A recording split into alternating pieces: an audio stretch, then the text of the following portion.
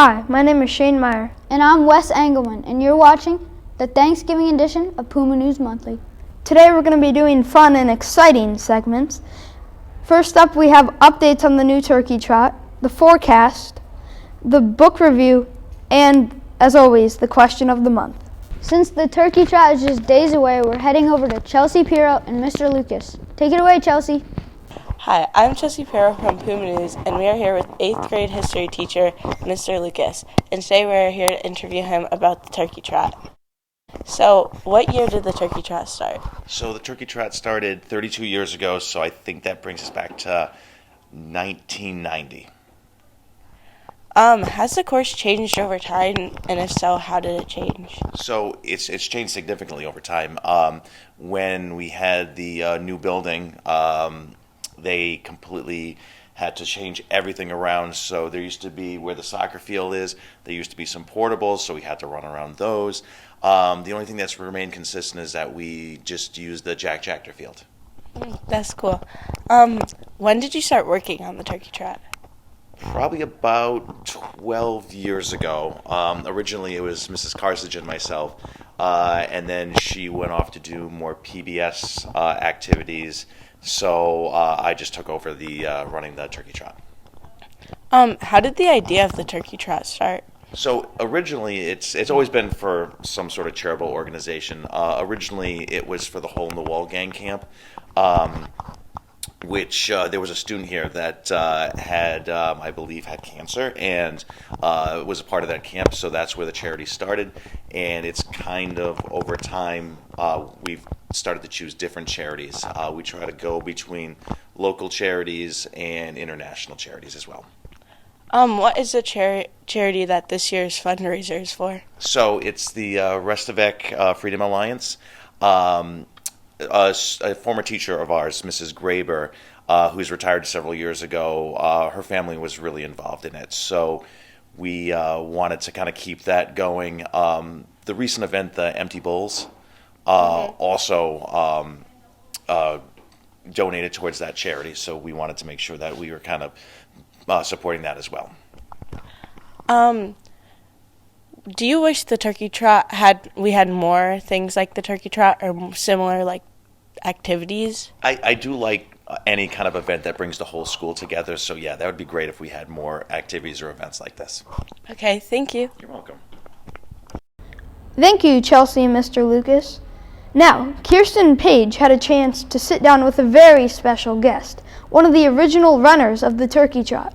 As you know, the running of the William JJMS Turkey Trot Fun Run Walk is coming up soon. While this is the 32nd year that we're running this event, we're fortunate to have one of the original Turkey Trot runners here with us today, Aaron Vivero. Thank you so much for letting us have a chance to talk with you. So tell us, how does it feel to be a part of one of the first school traditions? I think it's really cool, but I also feel very old. Which Turkey Trot did you run in? I ran in the second and the fourth one, I believe. What was it like to run in this event? It was exhausting, but it was still a lot of fun. How was this event set up back when you were involved? I would imagine it's similar to the one you guys are doing now, though I'm not quite sure. So we ran, we left class, ran, had some snacks, and went home. How many did you run in? Definitely 2, possibly 3. I just have no proof of the third one. Did you win a medal? If so, what place? I don't know if they gave us medals, but I did find the other day my 2 blue ribbons. I think they were participation ribbons, but on the back, one of them was 1991, and that's all it says. And the other one says first place from 1993. So I definitely won my 8th grade year. Congratulations. Were you a cross-country runner or track runner, or did you just run this for fun? None of the above. I ran to beat the boys. That's a great choice.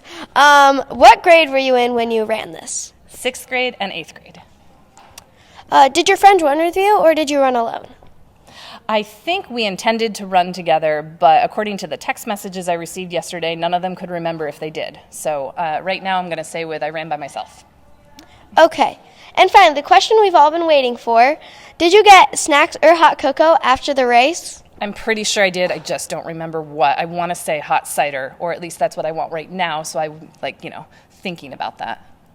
Thank you so much for letting us interview you.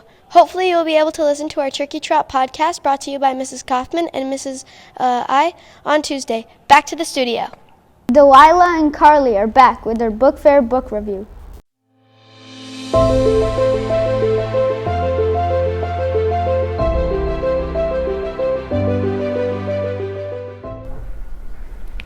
Welcome back to Puma Reads. Today we're doing another book review with Delilah. Hi, peoples. So what is your book for this month? Well, I found this at the book fair. It's called Like a Love Song, so I decided to get it for no apparent reason. Okay, so what is it about? This 17-year-old Brazilian pop star who gets broken up with by her toxic boyfriend on the red carpet and gets a British boyfriend or fake boyfriend, and then Stuff happens? yeah. Okay. Do you recommend this book, or like If you like romance, it's the perfect book for you. Okay. So how many bookworms would you rate this book? I'd give it 6 bookworms. Okay. So why would you give it that many bookworms? Because I feel like it's definitely interesting, but there's definitely books better than it. Okay. That's all for this month. Bye. Thanks, Carly and Delilah. Speaking of books, did you know reading 20 books this school year will not only make you cool, but it will also win you prizes? Abby and Miss Lane will tell you more. We are a few weeks into the WJJMS Book Blitz, and we thought we would come to our very own librarian, Mrs. Lane, to tell us more. Thank you. So I wanted to just share with you that our Book Blitz started in September, and it is continuing all the way until June. So when you read a book, you want to take a moment to fill out the online form, and then I will start a reads sheet for you. And you will receive a pin per genre, and then we have 10 free choice pins as well, and those you can pick from a variety of them. We are doing monthly random drawings for people who've been participating each month, and in January, if you have read 10 books and submitted them by January, you'll be invited to have an ice cream party with me, and by the end of June, we will do an outside celebration. Thank you, Mrs. Lane. You heard it here, WJ. Come down and get your books, and keep reading. Are you tired of the winter weather? Well, we're here with Jack. Jack's going to tell you about this spring's forecast.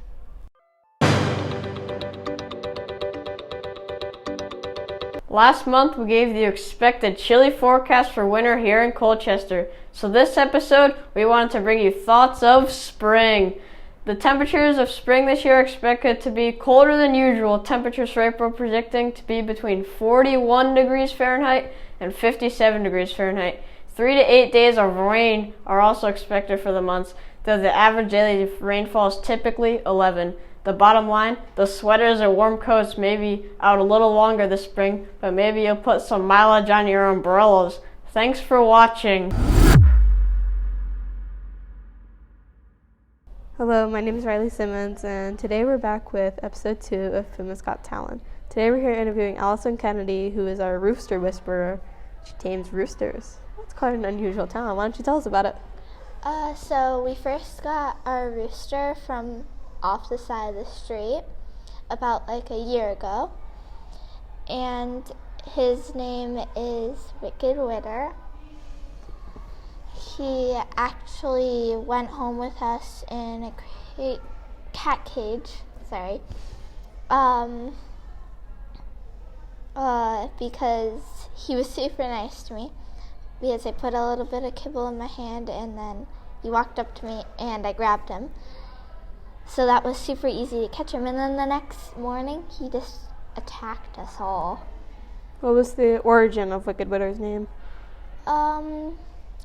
Basically it started with what road we found him on, which was Witter Road.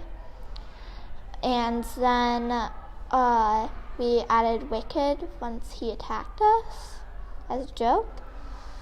And then I started calling him Wiki once I tamed him. Why did you tame him? Because the problem was that he kept on attacking us, and it came to a point where I went out to play soccer, and he bit my arm and scratched my arm. So that happened, and then also he attacked my dad, and now he has like a little scratch right over his eyebrow. So that happened. So I just had enough, so I tried taming him, and I can only really do it with a stick because safety protocols. How much progress have you made with taming him? Only sometimes he attacks me like once or twice, because he's a rooster, and that's what they have to do. But usually now he doesn't do it a lot. And like every single time I went out there, I would at least get attacked 3 or 4 or 5 times by him before I tamed him. So it's better than before. That's good. And for the final question, something some people like me may be wondering because, what's the difference between a rooster and a chicken? A rooster is basically like a male chicken, and it doesn't lay eggs. And regular chickens are chickens. That's what I want to call them.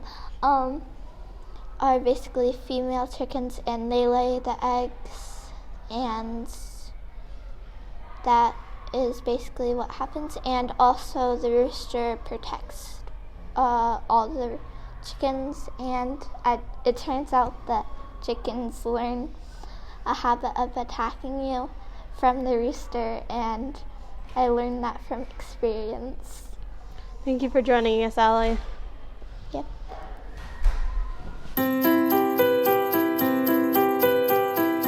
Because Thanksgiving is right around the corner, I would like to ask you guys, what are you most thankful for this Thanksgiving? Rosanna, what are you most thankful for this Thanksgiving? I'm most thankful for my family. Sounds good. I'm most thankful for my friends. I'm most thankful for water from the book Thirst. I'm most thankful for my family. I'm most thankful for sports. I'm most thankful for family. I'm most thankful for my family. Most thankful for family. I'm most thankful for friends. We are most thankful for our family. I'm thankful for my family and all the good food my mom's gonna make me. I'm most thankful for my students. I'm probably most thankful for my parents or my teachers. Thanksgiving, I am most thankful for working here at WJ. My family. My parents and my brother for supporting me in life. I'm most thankful for books. I'm thankful for my aunt, mom, and my family.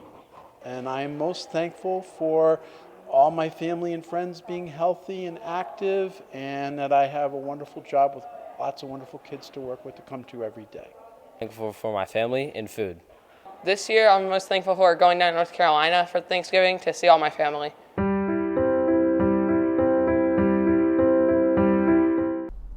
Thank you for watching this Thanksgiving special of Puma News Monthly. Happy Thanksgiving.